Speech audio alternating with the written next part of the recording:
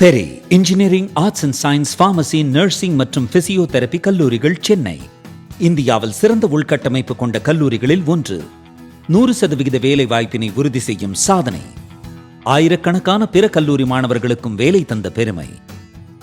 பெரி, எங்கள் கண்களில் உங்கள் கனவுகள்.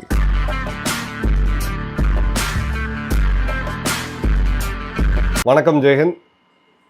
இந்தியாவுக்கு சமீபத்தில் வந்த ஒரு ஹை ப்ரொஃபைல் விசிட் அப்படின்னு பார்த்தீங்கன்னா, அமெரிக்காவுடைய வெளியுறவுத்துறை அமைச்சர், ட்ரம்ப்போடைய வலதுகரம் அப்படின்னு சொல்லலாம், மார்க்கோ ரூபியோ இந்தியாவுக்கு குவாடோடைய வெளிநாட்டு அமைச்சர்களுடைய சந்திப்புக்கு வந்தவர், பிரதமரையும் சந்தித்தார். பட் இதில் சில சர்ப்ரைசிங்கான ஃபேக்ட்ஸ் நடந்தது.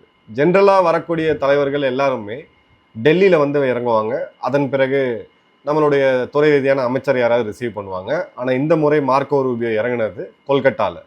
கடைசியாக கொல்கட்டாவில் இறங்கின அமெரிக்காவுடைய அதிபர் யார் அப்படின்னு பார்த்தீங்கன்னா, அந்த சமயத்தில் அதிபர் கிடையாது, அரசாங்கத்தில் இருந்தவங்க ஹிலாரி கிளின்டன் அவர்கள் 2012. ஸோ 14 வருடம் கழித்து நேரடியாக கொல்கட்டாவில் இறங்குன்றாங்க அப்படின்ற போது சமூக வலைத்தளங்களில் இதை சுற்றி ஒரு பெரிய சர்ச்சை ஏற்பட்டுச்சு. அடுத்தது அவர் விசிட் பண்ணது அப்படின்னு பார்த்தீங்கன்னா, மதர் தெரசா அவர்களுடைய அந்த ஆர்ஃபனேஜ், அங்கே இருக்கக்கூடிய அந்த மிஷினரியை வந்து அவர் போய் விசிட் பண்ணியிருந்தார், அஃபிஷியலாக விசிட் பண்ணியிருந்தார். பிறகு கை குலுக்கிட்டு அங்கேருந்து டெல்லி வந்தார். ஸோ ஒரு ஹை ப்ரொஃபைல் நபர், அமெரிக்காவுடைய நம்பர் 3 பவர்ஃபுல் நபர், டெல்லியில் வந்து இறங்காமல் கல்கட்டாவில் இறங்கினது, ஒரு அரசு நிகழ்ச்சியிலையோ இல்லை எங்கேயுமே கலந்துக்காமல் ஒரு ஆர்ஃபனேஜ், ஒரு என்ஜிஓ மிஷினரியை போய் பார்த்தது அப்படின்றது நிறைய பேரோட புருவத்தை உயர்த்துச்சு. இதே சமயம் நம்ம சில முக்கியமான விஷயத்த பார்க்கணும். FCRA அப்படின்ற இந்த சட்டம், வெளிநாட்டிலேருந்து இந்தியாவுக்குள்ளே வரக்கூடிய பணம், இப்போ என்ஜிஓக்களுக்கு ஃபண்ட்ஸ் வருது, நம்ம ஏற்கனவே எல்லாருக்குமே தெரியும். பல ஊடகங்களுக்கு ஃபண்ட்ஸ் வருது, தனிநபர்களுக்கு ஃபண்ட்ஸ் வருது. இதெல்லாமே இதை கண்ட்ரோல் பண்ணுறதுக்கான சட்டம் இதை இந்திரா காந்தி அவர்கள் டைமில் கொண்டு வந்தாங்க. அதன் பிறகு காலம் மாற மாற மாற இந்த சட்டத்தோடைய தன்மை, இதோடைய பேக்கேஜை டைட் பண்ணிக்கிட்டே போனாங்க. இப்போ லேட்டஸ்ட் அமெண்ட்மெண்ட் வந்து 2026 மார்ச் மாதம் லோக்சபாவில் வந்து கொண்டு வந்தப்பட்டுச்சு. இதில் என்ஜிஓக்கள் வருஷம் யாரெல்லாம் ஃபாரின் ஃபண்டிங் எடுக்கிறீங்களோ அவங்களுக்கான ஆடிட்டை வந்து பண்ணணும். இப்போது உதாரணத்துக்கு நீங்கள் ஒரு குறிப்பிட்ட வியாதிக்குன்னு சில என்ஜிஓஸ் இருக்குது. இப்போ பார்த்தீங்கன்னா லெப்ரசி போன்ற கொடுஞ்சாதிகள் இப்பவுமே இருக்குது, அதுக்காக நிறைய என்ஜிஓஸ் ஆப்ரேட் பண்ணுறாங்க. மஸ்கிட்டோ எராடிகேஷன் சொல்லக்கூடிய கொசு ஒழிப்பில் நிறைய என்ஜிஓஸ் ஆக்டிவேட் பண்ணுறாங்க. சட்டம் என்ன சொல்லுது அப்படின்னு பார்த்தீங்கன்னா, நீங்கள் கொசு ஒழிப்புக்குன்னு சொல்லி வெளிநாடுகள்லேருந்து நிதி பெற்று இங்கே இயங்குனீங்க அப்படின்னா, நீங்கள் போய் ஒரு கட்சியோட தேர்தல் ஆக்டிவிட்டீஸ்லையோ இல்லை ஒரு மிஷினரி ஆக்டிவிட்டீஸ்லையோ ஈடுபடக்கூடாது. எந்த காரணத்துக்காக நீங்கள் ரெஜிஸ்டர் ஆனீங்களோ அங்கே மட்டும்தான் செலவு பண்ணணும் அப்படின்ற சட்டங்கள் எல்லாம் கொண்டு வந்தப்பட்டுச்சு யூபிஏ டைம்லேயே. இப்போ FCRA மீண்டும் டைட்டன் ஆகுது. அதே மாதிரி பார்த்தீங்கன்னா, அமெரிக்கா இந்தியாவுடைய இன்ட்ரீம் ட்ரேட் டீல், இதில் டாரிஃப் வந்து பார்த்தீங்கன்னா 50% கட் பண்ணி 18% வச்சுருக்கிறாங்க. அதே மாதிரி பார்த்தீங்கன்னா, மிஷனரிஸ் ஆஃப் சேரிட்டி இந்த குறிப்பிட்ட என்ஜிஓடைய FCRA லைசன்ஸ் வந்து டிசம்பர் 2021 அரசாங்கம் ரிவோக் பண்ணுறாங்க. ரிவோக் பண்ண பிறகு, ஏன்னா அவங்க சில முக்கியமான ஆவணங்களை எப்படி நம்மலாம் ஐடி ரிட்டர்ன் ஃபைல் பண்ணுறோமோ அதே மாதிரி இந்த என்ஜிஓக்களுக்கும் அந்த ரிட்டர்ன்ஸ் வந்து ஃபைல் பண்ணணும் அரசாங்கத்துக்கிட்ட. பிறகு 2022 அது வந்து ரிவர்ட் ஆகுது. அதன் பிறகு குவாடோடைய ஃபாரின் மினிஸ்டர்ஸ் மீட்டிங், இதில் அவர் இறங்கி விசிட் பண்ண ஃபர்ஸ்ட் இடம் அப்படின்றது missionary of charity. Strategic meeting, trade இதெல்லாம் தாண்டி ஒரு நாட்டோடைய 3வது மிகப்பெரிய நபர், ஒரு வெளியுறவுத்துறை அமைச்சர் நேரடியாக கொல்கட்டாவில் வந்து இறங்குறாரு அப்படின்ற போது அவருடைய ப்ரையாரிட்டி லிஸ்ட்டில் இது ஃபஸ்ட்டாக இருக்குது அப்படின்றத பார்க்குறோம். இதுக்கு நேர் கோரிலேஷன் என்ன அப்படின்னு பார்த்தீங்கன்னா, FCRA அமெண்ட்மெண்ட் பில் 2026 25 மார்ச் 2026 பாராளுமன்றத்தில் தாக்கல் செய்யப்படுது. இன்னும் அது மசோதாவாக நிறைவேறலை. இது வந்து பார்த்தீங்க அப்படின்னா, அந்த மிஷனரிஸ் ஆஃப் சேரிட்டிஸ் போன்ற பல என்ஜிஓக்களுக்கு டைட்டன் பண்ணக்கூடிய ஒரு சட்டம். அதே மாதிரி பார்த்தீங்க அப்படின்னா, ரூபியோடைய அந்த ப்ரெஸ் கான்ஃபரன்ஸ் நம்ம எல்லாம் டீட்டெயிலாக அனலைஸ் பண்ணி பார்க்கும்போது 4 விஷயம், எனர்ஜி, எக்ஸ்போர்ட்டு, டிஃபென்ஸ் மற்றும் குவாடு, இதை சுற்றி தான் இருக்குது. பட் கொல்கட்டா டூர் போயிட்டு வந்தது அப்படின்ற போது உள்ளே வந்து ஒரு சப்டெக்ஸ்ட் இருக்கக்கூடியதை நம்ம தெளிவாக பார்க்க முடியுது. இப்போது கார்னிஜி என்டோன்மெண்ட் யூனிவர்சிட்டியோடைய ஒரு ரிசர்ச்சில் மார்ச் மாதம் அவங்க என்ன சொல்லியிருந்தாங்கன்னா, India is more cautious about Washington then at any point in recent years. அமெரிக்காவை இந்தியா ரொம்ப எச்சரிக்கை உணர்வோடு பார்க்குறாங்க, கடந்த சமீப கால வரலாற்றிலே இல்லாத அளவுக்கு ரொம்ப எச்சரிக்கை உணர்வோடு பார்க்குறாங்க அப்படின்றது. ஏன்னா மார்ச் 2025 வரைக்கும் கிட்டத்தட்ட 21,933 என்ஜிஓஸ்க்கு வந்து இந்த எஃப்சிஆர் லைசன்ஸ் வந்து ரத்து செய்யப்பட்டிருக்கு. அதே மாதிரி ஆக்டிவ் ரெஜிஸ்ட்ரேஷன் அப்படின்றது வருடம் புது என்ஜிஓஸ் ரெஜிஸ்டர் ஆவாங்க. 2014 பார்த்தீங்கன்னா 44,000 இருந்தது. இப்போ அப்படியே வருவது கிட்டத்தட்ட ஒரு 60% ட்ராப் ஆகி 15,000 இருக்குது அப்படின்றத பார்க்குறோம். இதில் US commission of international religious freedom, USCIRF அப்படின்ற அமெரிக்காவோட ஒரு அமைப்பு ரிப்பீட்டடாக அவங்க என்ன சொல்கிறாங்கன்னா, இந்தியாவில் மத நல்லிணக்கம் இல்லை அப்படின்ட்டு. இங்கே இப்போ சமீபத்தில் நடந்த தேர்தலில் நம்ம பார்த்தோம், எல்லா மதத்தை சேர்ந்தவங்களும் அரசியல் தலைவர்கள் ஆகுறாங்க, பெரிய பெரிய பதவியில் இருக்காங்க, எல்லாமே இங்கே நடந்துக்கிட்டு தான் இருக்குது. பட் இவங்க சொல்கிறது ஸ்பெசிஃபிக்காக என்ன அப்படின்னு பார்த்தீங்கன்னா, எங்களோட என்ஜிஓஸ் இங்கே ஃப்ரீயாக ஆப்ரேட் பண்ண முடியல. இப்போ வெஸ்ட் பெங்கால் எலெக்ஷனில் நம்ம பார்த்தோம், அதுக்கு முன்னாடி வந்து ஒரு பெரிய ஒரு டேர்னிங் பாயிண்ட்டு நமக்கு பங்களாதேஷில் கிடச்சிது. பங்களாதேஷில் அடிப்படையாக அவங்க ஃபேக்ட் ஃபைண்டிங்கில் உள்ளே போகும்பொழுது சோகால்டு இந்த மாணவர் போராட்டத்தை இன்ஸ்டிகேட் பண்ணதில் USAID அப்படின்ற நிதி உதவியோட பில் கிளின்டனுடைய அந்த foundation, Hillary Gates foundation, Bill foundation சொல்லக்கூடிய அந்த என்ஜிஓ USAID அவங்களுக்கு பணம் கொடுக்குது. அந்த என்ஜிஓ வந்து பார்த்தீங்க அப்படின்னா பங்களாதேஷில் இருக்கக்கூடிய சில என்ஜிஓஸ்க்கு பணம் கொடுக்குறாங்க. அங்கேருந்து இந்த போராட்டத்துக்கு பணம் போனதா குற்றச்சாட்டுகள் வருது. அதன் பிறகு இந்த போராட்டம் வந்து மிகப்பெரிய நடக்குது, ஒரு ஆட்சி மாற்றம் நடக்குது அப்படின்றத பார்க்குறோம். இப்போது இந்த இடத்துல 14 வருடம் கழித்து ஹிலாரி கிளின்டனுக்கு அப்புறம் இதை ஏன் அவர் வந்து செய்கிறாரு அப்படின்றதுக்கு ஒரு ஆங்கிள் இதுவாக இருந்தாலும், நம்ம மிக முக்கியமாக பார்க்க வேண்டிய ஒரு ஆங்கிள் என்ன அப்படின்னு பார்த்தீங்கன்னா,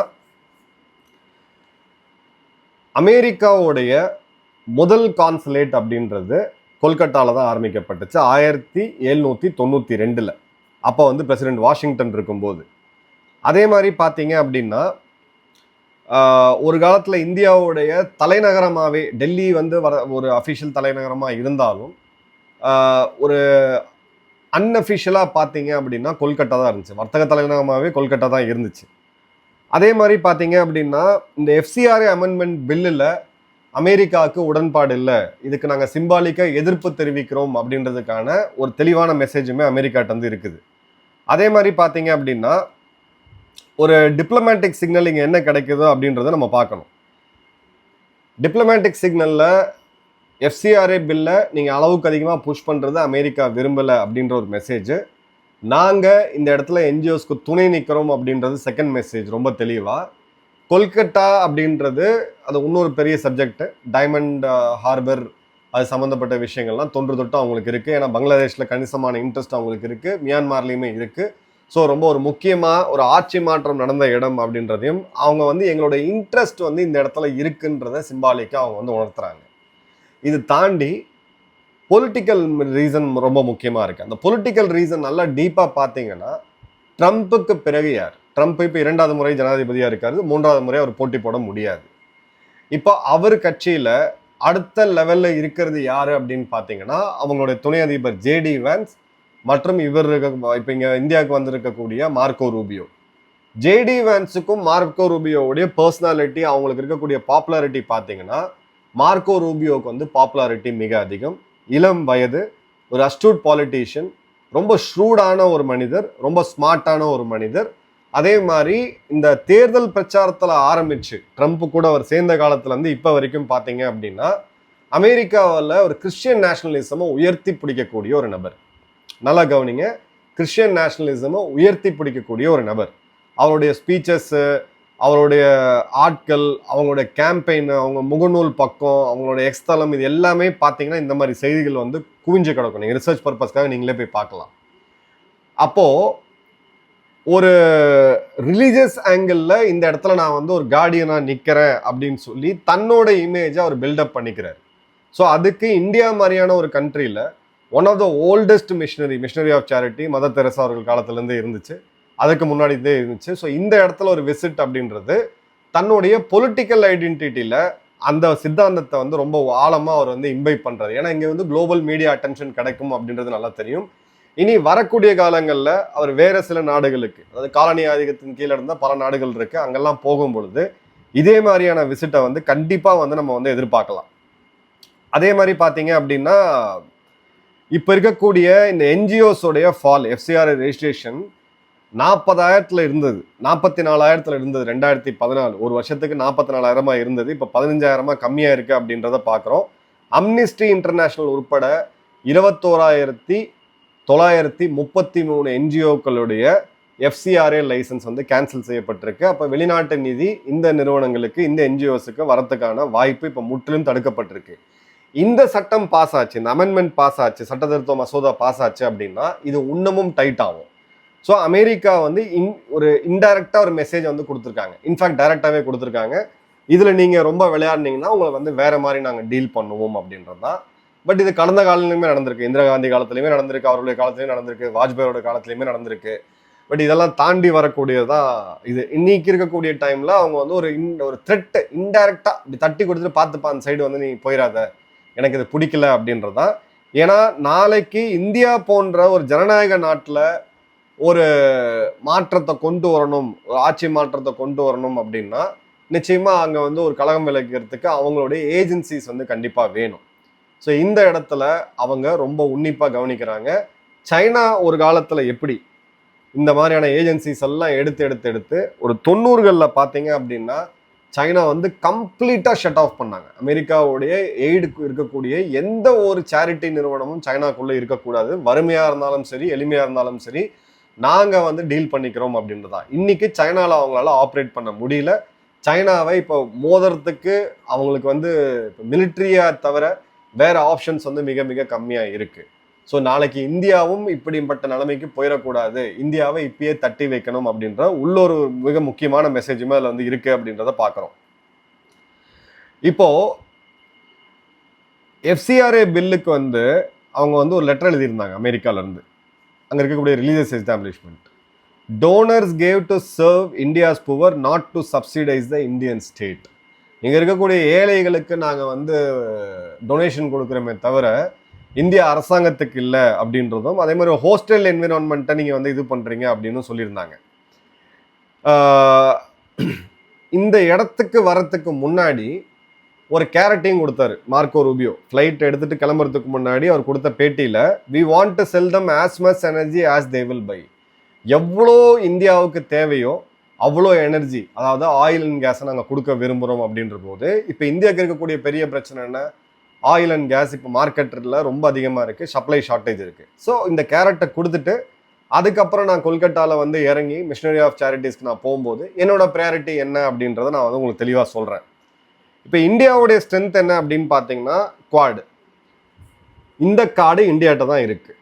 அந்த குவாடில் ஐயை நீங்கள் எடுத்துட்டீங்க, இந்தியாவை தூக்கிட்டீங்க அப்படின்னா அமெரிக்கா, ஆஸ்திரேலியா மற்றும் ஜப்பான், இது வந்து பசிபிக் பெருங்கடலை தாண்டி இவங்களால வந்து சைனா கிட்ட நெருங்க முடியாது. ஸோ இந்து மகா சமுத்திரத்தில் இவங்க சைனாவை கவுண்டர் பேலன்ஸ் பண்ணணும் அப்படின்ற போது இந்தியா இந்த கார்டை ரொம்ப கரெக்டாக ப்ளே பண்ணுறாங்க அப்படின்றத பார்க்குறோம். அதே மாதிரி ட்ரேட் அண்ட் டாரிஃபில் ஏற்கனவே இவங்க கையை முறுக்கி பார்த்தாங்க, 50% வரி எல்லாத்தையும் பண்ணி பார்த்தாங்க. H1B விசா உடனடியாக நாங்கள் கேன்சல் பண்ணுறோம், ஆயிரக்கணக்கான இந்திய விசா ஹோல்டர்ஸ் வந்து அவசரமாக நாடு திரும்பின கதையெல்லாம் நம்ம பார்த்தோம். ஒன்றும் நடக்கலை. இந்தியா போய் ஐரோப்பிய யூனியனோட ஃப்ரீ ட்ரேட் அக்ரிமெண்ட்டை முடிச்சாங்க. இது தவிர இன்னும் ஒரு 18 நாடுகளோட ஃப்ரீ ட்ரேட் அக்ரிமெண்ட்டை முடித்தோம், நியூசிலாந்து, ஆஸ்திரேலியா உட்பட.